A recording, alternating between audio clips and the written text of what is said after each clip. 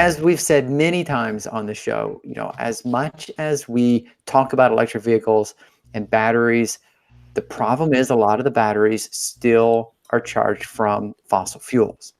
Now, we know there are exceptions, of course, but still a lot of coal, still a lot of natural gas, still a lot of generators running on burning dead dinosaurs. So June 29th was an article in Forbes. The world's largest solar power plant was switched on. And this is the Noor Abu Dhabi project. And it's 1.18 gigawatts of solar power that was switched on. It's in a solar project. It calls it a solar project. And it says in the article, it's important to make the distinction between this and a solar park. And the big difference is that this was a consortium. Abu Dhabi Power Corporation, Japan's Marubeni Corp, and Chinese solar manufacturer Jinko Solar. It cost $870 million. And like I said, 1.18, almost 1.2 gigawatts of power, of solar power. And the interesting thing is that, it's setting benchmarks now that future solar projects should be aiming for. It employed 3,000 people while they were working on it, and it's providing electricity at 2.4 cents per kilowatt hour. And hopefully this will, like I said, set the benchmark, but lay the framework for future solar projects around the world. You build these things and you can start taking a lot of the fossil fuel, coal-powered plants, natural gas plants off the grid, replace them with renewable, put batteries in place to hold the electricity. This is where we should be going. We should be greening the grid. So kudos for this, and let's just wait for the next record to be set. So if anyone out there is good at arithmetic, can they calculate how many Teslas they could charge with this plant every night? Ooh, I have no idea. I was an art major, Paul. You trying to embarrass me?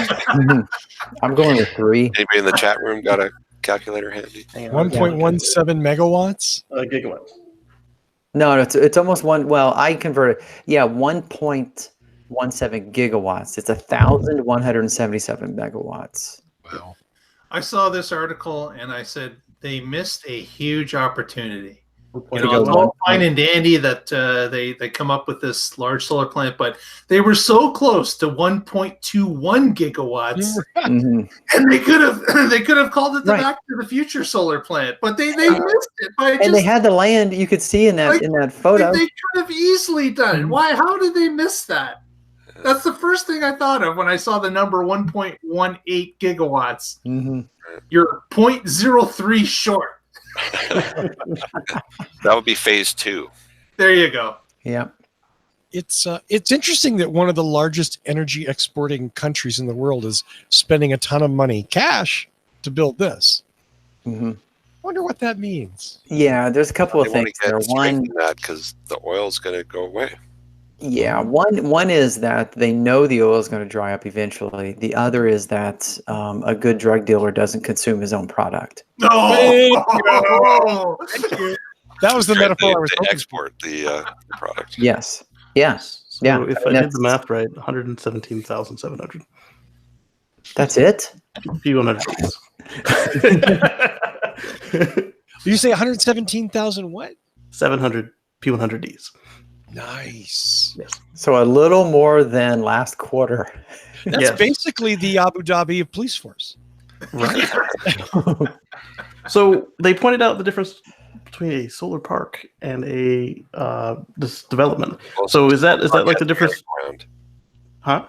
Solar park has a merry-go-round. Oh, okay. So is it the difference between an industrial park and, say, a solar farm? Like where the industrial park is like everything's ready to go, all the hookups are there, but the farm, it's like just panels in a field. Yeah, they didn't go into the big thing, but it did say it's important to make the distinction. And then they didn't distinct it. And It said these are essentially areas of land earmarked for solar and often ready to go grid connectors. Multiple projects built under the same banner, but developed and financed individually. So is that a good interpretation? Like an industrial park, but for solar projects? Yeah, I guess so. Sure. Right. Okay. Yeah. Okay. Yeah. Trying to wrap my head around it because they said make the distinction and then they didn't do it. Right. Yeah, they didn't. There's a lot of. I mean, so Abu Dhabi obviously has tons of sun, Yeah. right? Tons of sun, Mhm. but they also have tons of dust. Yeah. The sand there's really like talcum fine. Yeah. So cleaning these isn't the sort of like just paranoid kind of OCD thing that maybe your average solar home user might think. I mean, that's like a serious issue. And solar efficiency, conversion efficiency decreases with heat. Yes. Abu Dhabi's really well known for being hot. And I'm wondering if there's nothing in the article, sadly, about whether or not there's any kind of active cooling or if they cared about that at all. Yeah. Like for me, I've noticed that April is my best output. April to May, even though the summer's got another hour of light, it's also hotter here in South Carolina. So Yeah, Colorado, March is the most productive solar month. So. Same reason, probably. Yep. Because you guys are up there. And that's one of the things that they talk about in Illinois.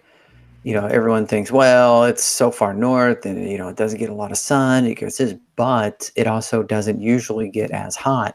Yeah. So what reduced amount of sun you could say that we get is more productive because it's not as hot.